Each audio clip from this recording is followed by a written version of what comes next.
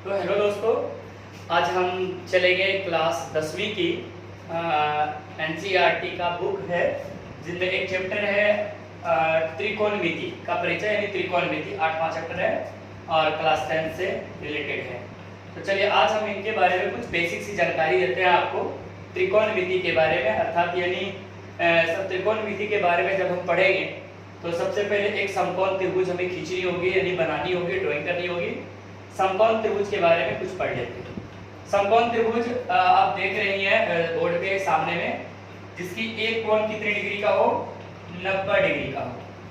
जिसकी एक कोण कितने डिग्री की हो, 90 डिग्री का। हम परिभाषा लिख दिए हैं कि समकोण त्रिभुज की सबसे जो बड़ी भुजा होती है वो कर्ण होती है। कर्ण क्या होती है अभी हम बताएंगे। तो समकोण त्रिभुज की सबसे बड़ी भुजा कर्ण होती है।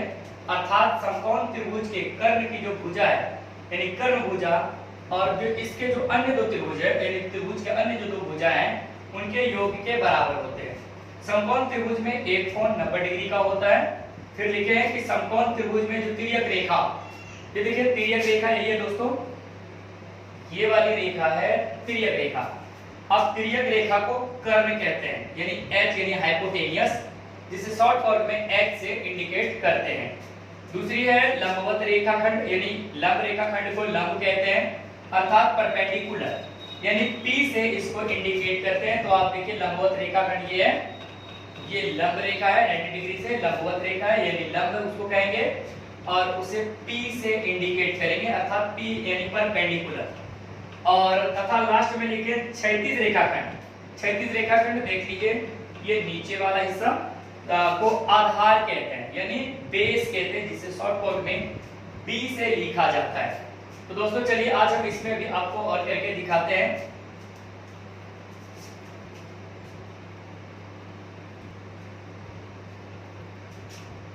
तो दोस्तों चलिए इसमें हम लोग देखेंगे कि जो लंब रेखा थी, यानी लंब और कर्ण और आधार, मतलब जो तिर्यक रेखा थी, या फिर जिसे तिरछी रेखा कहते हैं, या फिर रेखाखंड आप लोग जानते ही हैं त्रिभुज कैसे बना होता है। तो तीन रेखाखंडों से बनी बंद आकृति को त्रिभुज कहते हैं, यानी तीन रेखाखंडों से जो बंद होती है, आकृति बंद होती है, उसी को हम लोग क्या कहते हैं, त्रिभुज। चाहे वो समकोण हो, अधिकोण हो, या फिर अब चलिए इसमें बात कर लेते हैं हम कर्ण की। ये वाली जो भुजा है वो कर्ण भुजा कहलाएगी। ये समकोण त्रिभुज की जो एक भुजा है ये कर्ण कहलाएगी, जिसे शॉर्ट कट में H से इंडिकेट करते हैं।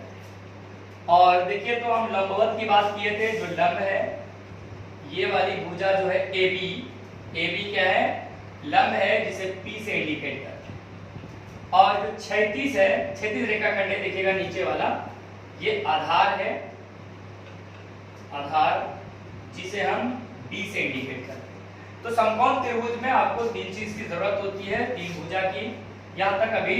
तो ये एक है कर्ण और एक है लंब और ये आधार। ये सीधी सी बात है, तिरछी वाले को कर्ण कहेंगे, लंबवत को लंब कहेंगे और क्षैतिज को आधार कहेंगे, जिसे इंडिकेट करती है दोस्तों। आपको एक इसमें हम लिखे थे कि स्टार की जो कर्ण भुजा होती है समकोण त्रिभुज की, अन्य दो भुजाओं के योग के बराबर होती है। ठीक है, तो चलते हैं इसी को, एक इसमें से एक समकोण त्रिभुज का एक सूत्र होता है पाइथागोरस प्रमेय, इसी पे चलता है पाइथागोरस प्रमेय, जो कि स्टार था हम लोगों का, जो कि समकोण त्रिभुज का जो कर्ण भुजा है वो अन्य दोनों भुजाओं के योग की, यानी लंब, अन्य दो दोनों भुजा कौन हो गया, तो लंब और आधार हो गया, इन दोनों भुजाओं के योग के बराबर होता है, या फिर कभी-कभी बड़ा भी होता है। तो ध्यान दीजिएगा, तो हम लोग लिखते हैं पाइथागोरस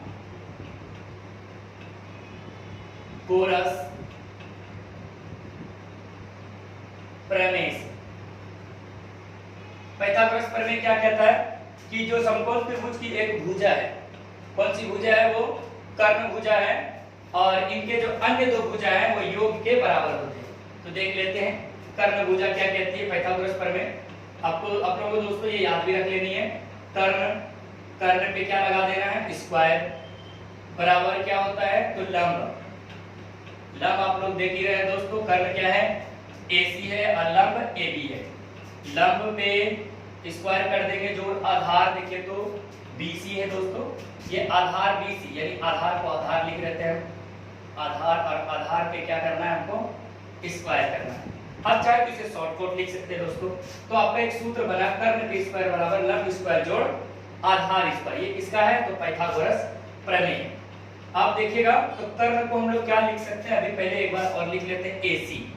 AC पे स्क्वायर, क्योंकि जो कर्ण है वो AC है, AC पे स्क्वायर बराबर लंब। लंब देखिए तो कौन है? A से लेके B तक की दूरी को AB कहेंगे, यानी AB पे स्क्वायर जोड़ आधार मतलब C से B तक कहिए या फिर यूं कहिए B से C तक, तो BC लिख सकते हैं, कोई दिक्कत नहीं है, BC पे स्क्वायर। अब आप इसी को शॉर्ट कोड में लिख सकते हैं। AC को हम शॉर्ट कोड में क्या लिखे हुए? H, तो H पे स्क्वायर लगा सकते हैं। जोड़ AB है, AB अर्थात P है, यानी P पे स्क्वायर लगा सकते हैं। और BC है, BC मतलब B है, तो B पे स्क्वायर लगा सकते हैं। जरा आप देखिएगा ये H स्क्वायर, अगर इस पार का स्क्वायर हटा दें तो इस पार में आके पूरे पे क्या हो जाएगा? तो रूट हो जाएगा, और वो भी किस पे? तो P पे स्क्वायर जोड़ B पे स्क्वायर। तो आपका एक सूत्र बन गया कि H अगर निकालना हो, अर्थात क्या निकालना हो? कर्ण। कर्ण भुजा अगर निकालना हो तो लंब पे स्क्वायर कर देंगे और जोड़ आधार पे स्क्वायर कर देंगे। कोई दिक्कत है दोस्तों? अगर आप इसी तरह देखें तो ये तो कर्ण निकालने की सूत्र हो गई पाइथागोरस प्रमेय से कि अगर दो भुजा दिया रहे, अगर लंब दिया रहे, आधार दिया रहे, कर्ण पूछना है या कर्ण निकालनी है या कर्ण पूछे आपसे, तो आप इस सूत्र का इस्तेमाल कर सकते हैं। कर्ण पे स्क्वायर बराबर लंब स्क्वायर जोड़ आधार स्क्वायर। आप इसी तरह आप जिस तरह H निकाले उसी तरह यहाँ से हम लोग क्या निकाल सकते हैं? तो लंब निकाल सकते हैं, आधार निकाल सकते हैं। इसी चीज पे चाहे तो इस तरह करके निकाल सकते हैं या फिर डायरेक्ट मान रख के निकाल सकते हैं। नहीं तो देख लेते हैं हम लोग, यहीं से मिटा लेते हैं। अगर बात करें हम P की, अगर आपको क्या निकालनी हो? P स्क्वायर, जैसे H पे स्क्वायर और आपको इधर क्या निकालनी है? P पे स्क्वायर, लंब निकालनी है, तो बराबर कर लेते हैं। और इस B स्क्वायर को उस पार से हम इस पार ले आएंगे तो माइनस बन जाएगा B पे स्क्वायर, अर्थात आपका क्या हो गया? H स्क्वायर माइनस B पे स्क्वायर बराबर क्या? P पे स्क्वायर। तो P पे अगर इसका स्क्वायर हटा देंगे तो स्क्वायर में क्या हो जाएगा? रूट हो जाएगा। इसका मतलब ये हुआ कि अगर P निकालना हो, लंब निकालना हो, पाइथागोरस प्रमेय में अगर लंब निकालना हो तो कर्ण में से आधार को घटा देना है। सेम इसी प्रकार का अगर B निकालनी हो, देखिए तो ऐसे ही लग रहा है, P और B उस पार में है, अगर P निकाले तो B को घटा दिए। इसी प्रकार आप चाहें तो B को अगर निकालना है तो B निकालेंगे तो P को इस पार मिला के क्या कर देंगे? घटा देंगे। तो जैसे देख लीजिए H पे स्क्वायर माइनस P पे स्क्वायर बराबर P पे स्क्वायर। देखिए ये चीज हुआ, H पे स्क्वायर माइनस B पे स्क्वायर बराबर P पे स्क्वायर। इसी चीज को हम यहाँ क्या कर देते हैं? P पे स्क्वायर, और इस पार हम बदल देते हैं B पे स्क्वायर। ये हो गया H square minus P square जोड़ B स्क्वायर। अब इसी का हम रूट हटा दें तो इस पार में आके क्या हो जाएगा? रूट हो जाएगा। तो आपको कुछ करने की जरूरत नहीं है दोस्तों, बस ये याद रखना है कर्ण पे स्क्वायर बराबर लंब पे स्क्वायर जोड़ आधार पे स्क्वायर। या फिर आप शॉर्ट कोड में इसको डायरेक्ट अगर इतना याद नहीं रखना चाहते हैं तो आप डायरेक्ट याद रखिए, कर्ण मतलब H पे स्क्वायर बराबर लंब मतलब P पे स्क्वायर जोड़ आधार मतलब B पे स्क्वायर, ये रख सकते हैं। या फिर H का अगर स्क्वायर हटाएंगे तो स्क्वायर में आके क्या हो जाएगा? रूट, अर्थात P पे स्क्वायर जोड़ P पे स्क्वायर। इसी चीज में अगर आपको H के अलावा अगर आपको P निकालनी हो, P रहने देंगे। अब सीधी सी बात है, जब P निकालेंगे तो P इस पार में रहेगा, H पे स्क्वायर का माइनस B पे स्क्वायर रूट चढ़ा देंगे तो ये निकल जाएगा P बराबर मान। अगर इसी प्रकार आप B निकालना चाहेंगे फिर भी वही H स्क्वायर में से P स्क्वायर को घटा देंगे तो क्या निकल जाएगा? B निकल जाएगा। सर अगर H निकालना हो तो P और B का जो मान होगा उसका स्क्वायर करके जोड़ दीजिए रूट में, H का मान आ जाएगा हल करने के बाद। अगर P या फिर B निकालनी हो तो हर कीमत पे आपको H में से, अगर P निकालना है तो H में से B को घटाएंगे, अगर B निकालनी हो तो H में से P को घटाएंगे और ये स्क्वायर कर देंगे, रूट लगा के हल कर लेंगे। ये पाइथागोरस प्रमेय का सूत्र होता है। ये 3 सूत्र है। सूत्र तो एक ही है, कर्ण पे स्क्वायर बराबर लंब पे स्क्वायर जोड़ आधार पे स्क्वायर। यहां तक हो गया दोस्तों, आप लोग छाप।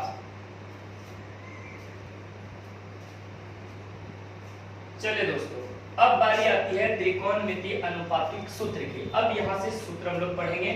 एक तो हम लोगों ने मतलब जो है पाइथागोरस प्रमेय का सूत्र पढ़ा, कर्ण स्क्वायर बराबर लंब स्क्वायर जोड़ आधार स्क्वायर। इसके अलावा अब जो ट्रिगोनो है हम लोग की त्रिकोणमिति है, तो इसमें हम लोग पढ़ेंगे अनुपातिक सूत्र। अनुपातिक सूत्र 6 वो होता है, 3 याद रख लीजिएगा, 3 का उल्टा हो जाएगा 6, तो 6 होता है। अनुपातिक सूत्र कितने हैं? 6 हैं। तो पहला है, ये देखिए दोस्तों, sine theta, sine SIN, sine इसको कहेंगे दोस्तों थीटा। क्या कहेंगे? Theta. Sine theta, cos theta, tan theta, cosec theta, sec theta, cot theta. इस प्रकार से है दोस्तों, तो आपको याद रखना है। साइन थीटा बराबर लंब बटे कर्ण, आपको याद रखनी है। साइन थीटा बराबर लंब बटे कर्ण, कॉस थीटा बराबर आधार बटे कर्ण, टेन थीटा बराबर लंब बटे आधार। उसी प्रकार आप साइन का अगर अनुपातिक उल्टा करें, अनुपातिक उल्टा करें तो साइन का उल्टा हो जाएगा कोसेक थीटा। साइन थीटा का उल्टा अनुपातिक क्या हो जाएगा? Cosec theta. वो इस प्रकार देखिए, तो लंब ऊपर है, कर्ण इसका नीचे है, तो इसका अनुपातिक उल्टा करिए तो कर्ण ऊपर चला जाता है और लंब नीचे आ जाता है। तो साइन थीटा का अनुपातिक सूत्र लंब बटे कर्ण का अनुपात में याद रखना है दोस्तों। साइन थीटा का अनुपातिक उल्टा क्या होता है? Cosec theta.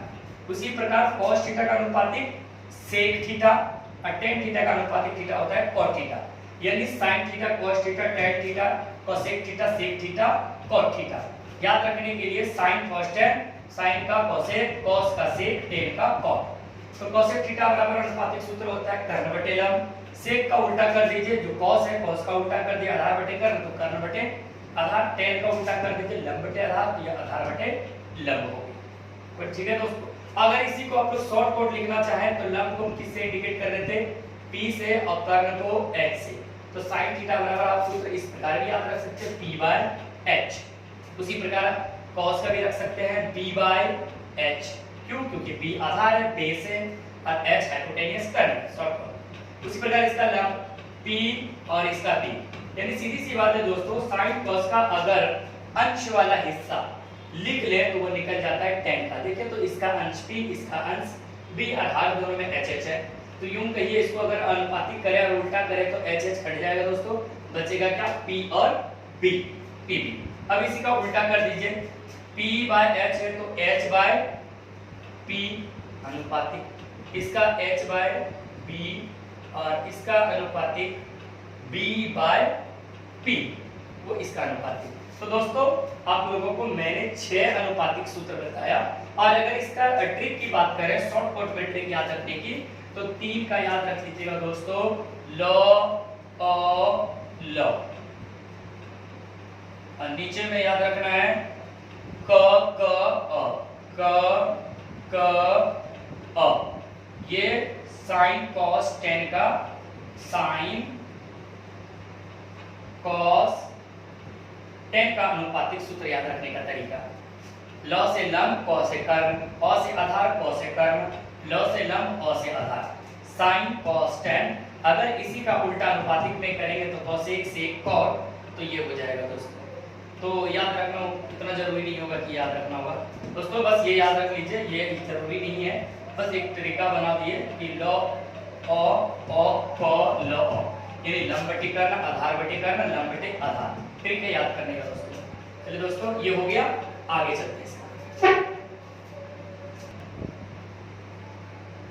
चलिए दोस्तों, तो त्रिकोणमितीय अनुपात का फुल फॉर्म, जैसे हम लोग 6 अनुपातिक सूत्र पढ़े, sine cos tan cot sec cosec पढ़े, तो वो तो शॉर्ट में लिखा हुआ था। तो इसी को फुल फॉर्म कैसे पढ़ते हैं, कभी कभी पूछा जाता है आपको कि जैसे टेन का या फिर कॉट का या फिर सेक या कोसेक के, कोसेक का फुल फॉर्म पूछा जाता है। तो ध्यान रखिएगा, साइन का सिर्फ ई लगा देंगे तो ये फुल फॉर्म बन जाएगा, sine SINE, sine short code में SIN लिखते हैं, इसका फुल फॉर्म लिखना है तो SINE, साइन, ये फुल फॉर्म होता है। कॉस का कोसाइन होता है, देखिएगा दोस्तों, कॉस है COS कॉस, तो इसमें भी कॉस है, INE लगा है, तो हो गया कोसाइन कॉस का फुल फॉर्म हो गया कोसाइन, यानी पूरा नाम कोसाइन। टेन, देखिएगा दोस्तों इसमें भी टेन है, जेंट एक वर्ड ऐड हो गया है, इसको पढ़ेंगे टेंजेंट। क्या पढ़ेंगे दोस्तों? टेंजेंट। टेन का फुल फॉर्म हो गया टेंजेंट। और उसी प्रकार कॉट, देखिए तो कॉट है, टेंजेंट लग दिया है तो कॉटाजेंट हो गया। क्या हो गया? कॉटाजेंट हो गया। सेक का सेकंड हो गया, सेक का सेकंड हो गया। और कॉसेक का कॉसेकेंट हो गया, कॉसेकेंट हो गया दोस्तों। तो ये था शॉर्ट फॉर्म और फुल फॉर्म, त्रिकोणमितीय अनुपात का ही फुल फॉर्म लिख दिए। शॉर्ट कट में हम लोग ये वाला याद रखते हैं किताब में, साइन, कॉस, टेन, कॉट, सेक और कॉसेक।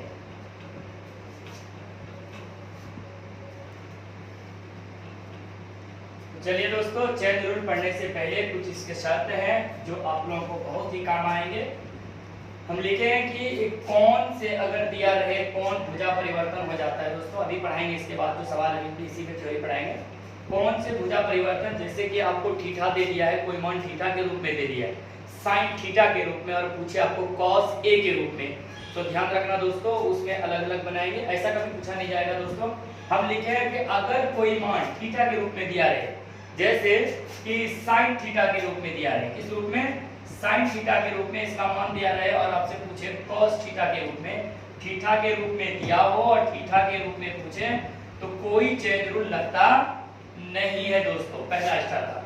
दूसरा है कि अगर कोई साइन, कोई भी मान साइन ए के रूप में पूछे या फिर बी के रूप में पूछे या फिर सी के रूप में पूछे, इसी प्रकार जेड तक कुछ भी पूछे, यानी अर्थात दिया रहे और इसी चीज में साइन ए दिया रहे, ए पूछे, यानी चाहे ए पूछे या फिर कॉस पूछे, कॉस का कुछ भी पूछ सकता है, कॉस ए पूछे, साइन बी के रूप में दिया है, अगर यहाँ बी पूछे, सी के रूप में दिया है, सी पूछे, तो इस प्रकार अगर जो चीज दिया रहे उसी में एंगल पूछे तो भी कोई परिवर्तन भुजा में नहीं आता है दोस्तों, इस बात का ध्यान रखना आप लोगों को।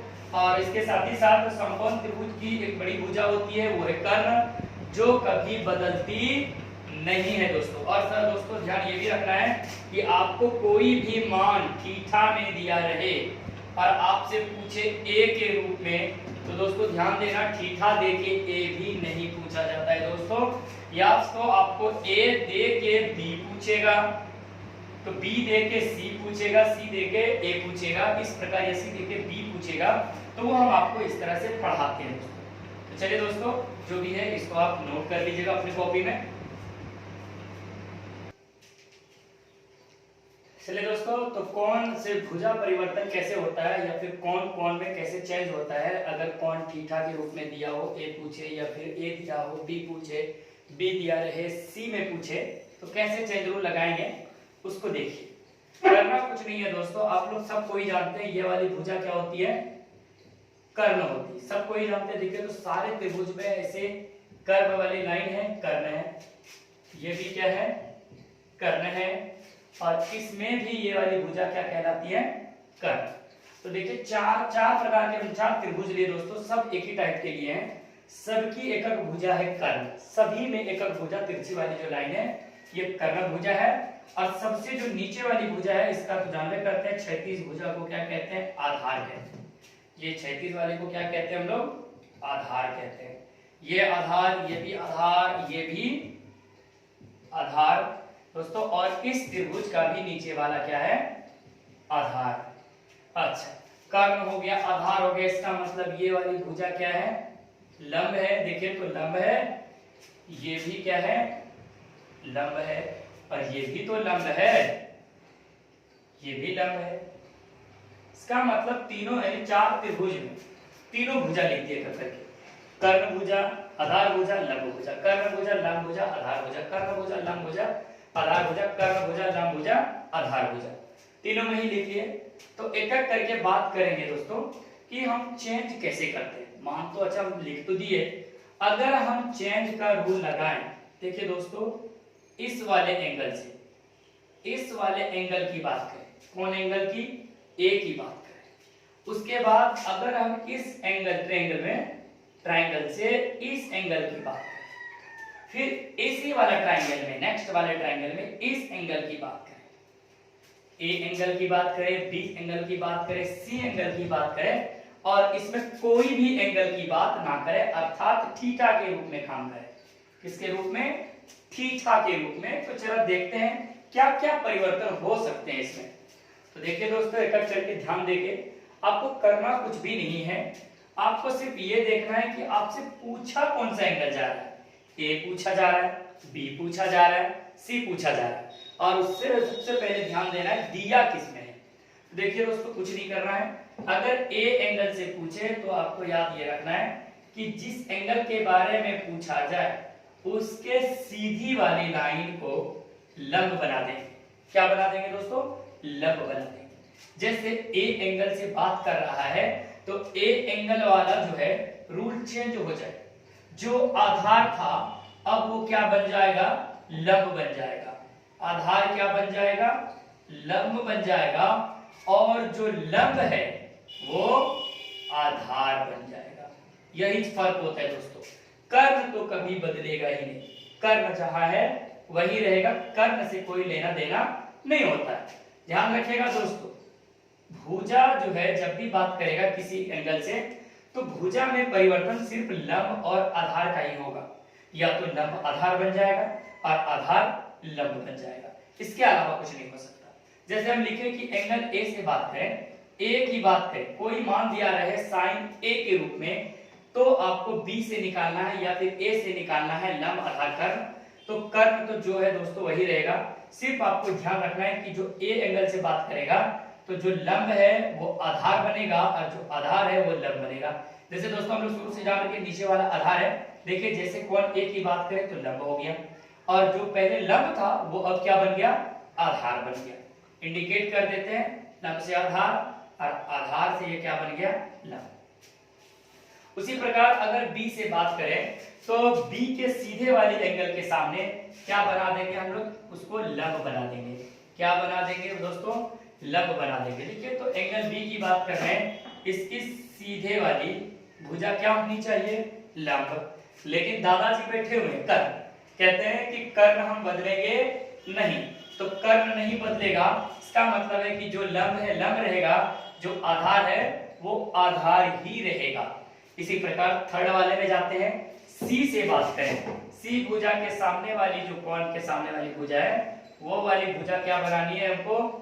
लंब। जिस एंगल के बारे में बात करेगा उसकी जस्ट सीधे वाली भुजा लंब होती है।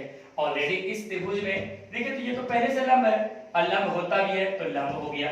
कर्ण बदलेगा नहीं, तो कर्ण जहां वही रहेगा, आधार आधार ही रहेगा। तो दोस्तों देख रहे हैं कि सिर्फ एंगल ए में चेंज हुआ, बी में चेंज कोई नहीं हुआ, सी में भी कोई चेंज नहीं हुआ, और डी में तो दोस्तों होगा ही नहीं। क्यों? क्योंकि थीटा है, तो जो लंब है लंब रहता है, कर्ण कर्ण रहता है, आधार आधार ही रहता है। ए में सिर्फ चेंज होता है कि जो लंब है वो आधार बन जाता है, जो आधार है वो लंब बन जाता है, फिर कोई चेंज नहीं होता है दोस्तों। चलिए दोस्तों एक एक करके इसको थोड़ा सा और आगे समझने की कोशिश करते हैं। चलिए दोस्तों, तो जो हम बोले कि चेंज रूल लगाएंगे, सिर्फ ए से चेंज होता है, बाकी ना एंगल बी ना एंगल सी और ना ही थीटा से चेंज होता है।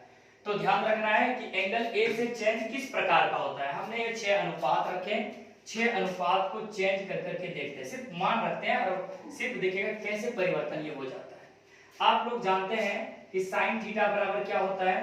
लंब बटे कर्ण, सबको ही जानते हैं, लंब बटे कर्ण। उसी प्रकार कॉस थीटा की बात करें तो हो जाता है आधार बटे कर्ण, ये तो कोई परिवर्तन होने वाला नहीं है।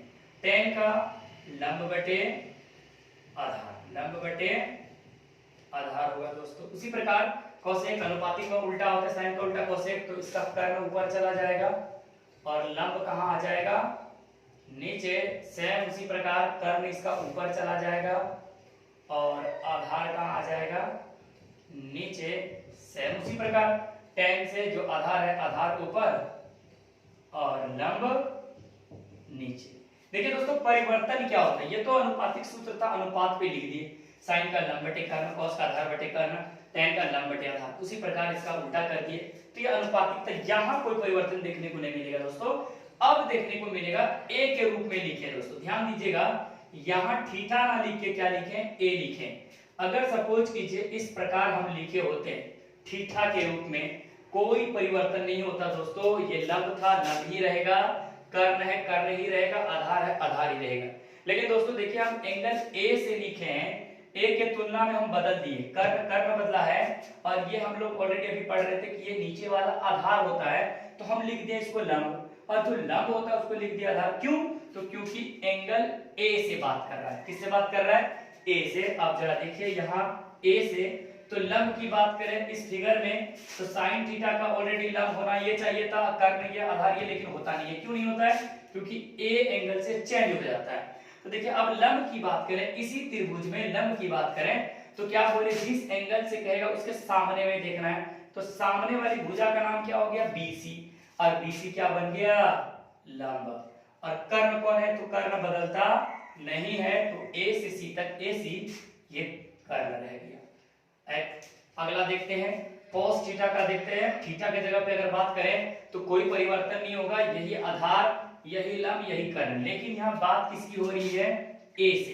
तो अब ए के सीधा में तो लंब चाहिए नहीं, लंब तो ये होता है, तो आधार चाहिए, तो आधार कहाँ है? आगे है, तो वो आधार का नाम है ए बी, और कर्ण ए सी बदलता नहीं है। नेक्स्ट टेन ए की बात करें, अगर थीटा की बात करें तो थीटा के जगह पे जो लंब था लंब रहता, आधार आधार रहता, लेकिन ए के लिए ये चेंज हो जाएगा। ए के लिए चेंज कैसे होगा? ए के सीधा में लंब, तो लंब कौन है? तो बीसी लंब है, बीसी लंब है, और आधार क्या है? तो ए बी है। इसी प्रकार इसका भी बात करें, सिर्फ पलट दीजिए, तो इसका ए सी ऊपर, कर्ण और लंब जो है इसी के सीधा में, कोसेक थीटा की बात करें ए से, ए के सीधा में तो चाहिए कर्ण, तो कर्ण जहां है वहीं रहेगा, कर्ण एसी, लेकिन बदलता क्या है? लंब। लंब ए के सीधा वाली भुजा लेना है, सीधा वाली तो कौन है? बीसी। अब इसकी भी बात कर लें तो इसमें आधार चाहिए कर्ण, तो जो है एसी एसी रहेगा, लेकिन आधार बदल जाएगा। आधार कैसे बदलेगा? सीधे वाली तो लंब बन गया, आधार कौन बना? ये ए बी, क्योंकि कर्ण बदलता नहीं है। और इसकी बात करें तो आधार आधार कौन है? तो आधार इसके सीधा में ये लंब है, तो आधार कौन है? ए बी है, और लंब कौन है? तो बीसी है। तो दोस्तों देखा आप लोगों ने किस प्रकार चेन रूल लग रहा है। आगे वाले क्लास में हम आपको 8.1 यानी एक्सरसाइज पढ़ाएंगे दोस्तों। तब तक के लिए धन्यवाद।